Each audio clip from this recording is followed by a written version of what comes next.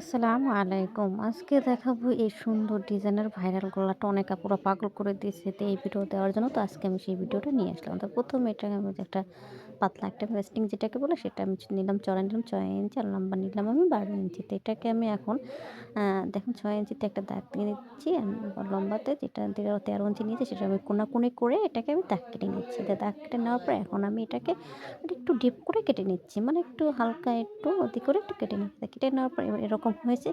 এখন এটাকে আমি কাপড়ের সাথে আয়রন করে নিয়েছি। আয়রন করে নেওয়ার পর এটাকে আমি 1/2 ইঞ্চি করে রেখে নিয়েছি। রেখে এটাকে আমি সেলাই করে নিচ্ছি।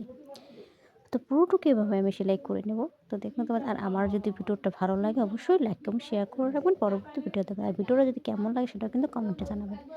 তো এভাবে আমি পুরোটুকু সেলাই করার পর এটাকে আমি এটা যে কামিজটার সাথে সেটা কিন্তু লাগিয়ে নেব।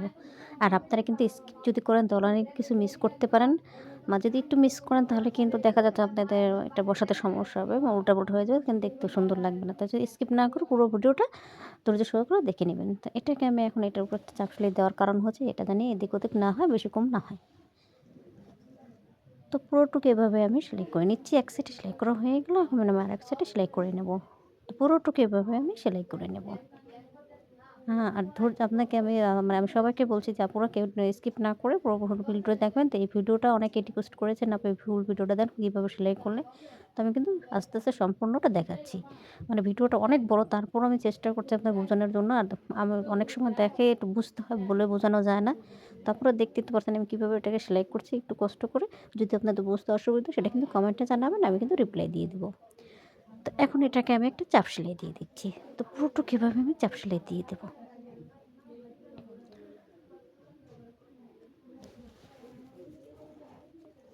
তো দেখুন এটাকে আমি পুরোটুকু এভাবে একটা চাপ সেলাই দেওয়ার পর এখন এটাকে আমি এটার উপরে যে লেসটা দেবো ডিজাইন করার জন্য সেই লেসটা আমি এরকম পুরোটুকু বসিয়ে দেবো। মানে এই লেসটা দেওয়ার কারণে মানে জিনিসটা সৌন্দর্য লাগছে আমি বুঝতে পারিনি যে এই লেসটা দিলে আরও বেশি ভালো লাগবে। তো আমি ভাবতেছিলাম যে কী লেস দেবো, কী লেস দেবো সেটা আমি ভেবে চিন্তে তারপরে এটা আমি বের করেছিলাম। তো এই লেসটা আমি দিয়ে দিলাম। তো লেসটা যদি আমি এখান থেকে কেটে আরেকটু মানে উল্টিয়ে দিতাম তাহলে কিন্তু লেসটা সোজা হতো। কিন্তু আমি অতটুকু মাথায় আসে নাই কাজ করতে, করতে। অনেক আপু বলছেন উল্টা লেগেছে। আপু উল্টা লাগেছে ঠিক আছে কিন্তু আমি বুঝতে পারিনি। তো এটা কিন্তু আমি যে কাগজটা ছিল যে আমি যে টিস্যু কাপড়টা নিয়েছি অর্গানজার কাপড়টা সেই অর্গানজার কাপড়টার উপরে কিন্তু আমি এটা একটু চাপ সেলাই দিয়ে দিয়েছি। মানে সাদা একটা পেপার নিয়েছি। তো পেপার উপরে কিন্তু আমি এটা সেলাই করে নিয়েছি যেটা নিচে ছিল। তো এটাকে আমি যে সামনে যে আমার গলাটা হবে সেই গলাটা কেটে নিলাম। তার সামনে যে কীরকম কলা হবে সেটা কিন্তু আমি দেখিয়ে দিচ্ছি। এটা কিন্তু এই যে এই কাপড়টা দেখাচ্ছে এটা কিন্তু আমি অর্গানজার কাপড়টার উপরে একটা সাদা একটা আ পেপার দিয়ে সেলাই করে নিচ্ছি। যেন এটা না ছুটে। তা একা-বেঁকা করে যেরকম পারি মানে এটা তো আমি ছুটিয়ে ফেলবো সেলাই বা সবই আমি ছুটিয়ে ফেলবো। তো সেই কারণেই আমি এটাকে একা-বেঁকা করে সেলাই করছি। তো এখন এটাকে আমি যে কাপড়টা বসাবো এটা আমি সেটাকে আমি কেটে নিচ্ছি। তো এখানে লম্বা নিয়েছি আমি 6.5 ইঞ্চি আর গলার চড়া নিয়েছি আমি 3 ইঞ্চি।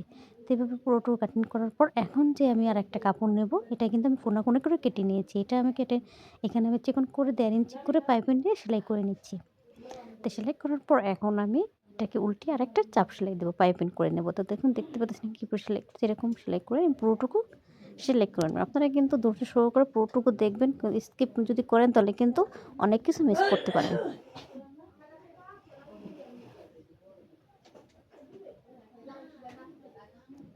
তো এভাবে আমি পুরোটুকু সেলাই করে নিচ্ছি। দেখুন আমি কীভাবে আমি কিন্তু যে অর্গানজার কাপড়টা সেটার উপরে কিন্তু সেলাই করছি। এটা সাদা মানে আমি পেপারটা দেওয়ার কারণে এটা বোঝা যাচ্ছে না যেটা মানে অর্গানজার কাপড় বা পেপারটা দিছি সেটা বোঝা যাচ্ছে না। তো পুরোটুকু এভাবে আমি চিকন করে পাইপিং করে সেলাই করে নিলাম। তো দেখতে পাচ্ছেন আমি কীভাবে এটা সেলাই করে নিয়েছি। তো পুরোটা কীভাবে সেলাই করার পর এখন এটাকে আমি অ্যা মানে ডিজাইন করার জন্য আমি এখানে লেস বসাবো। তো আমি পুরোটুকু কীভাবে লেসটা বসাচ্ছি তো আপু এটাকে আমি একটু স্পিড দিয়ে দেবো যেন আমার ভিডিওটা না বড় হয়। তো আপনারা একটু কষ্ট করে বুঝে নেবেন। তো এইভাবে আমি পুরোটুকু সেলাই করে নিচ্ছি। সেলাই করার পর এখন এটার উপরে আমি একটা চাপ সেলাই দিয়ে দিয়েছি। আমি তো বললাম যে স্কিপ করে পুরোটুকু আমি মানে স্পিড দিয়ে পুরোটুকু দেখাই দিলাম। তো এখন ভিতরে যে কাপড়টা সেটা আমি পুরোটুকু দিয়ে দিচ্ছি।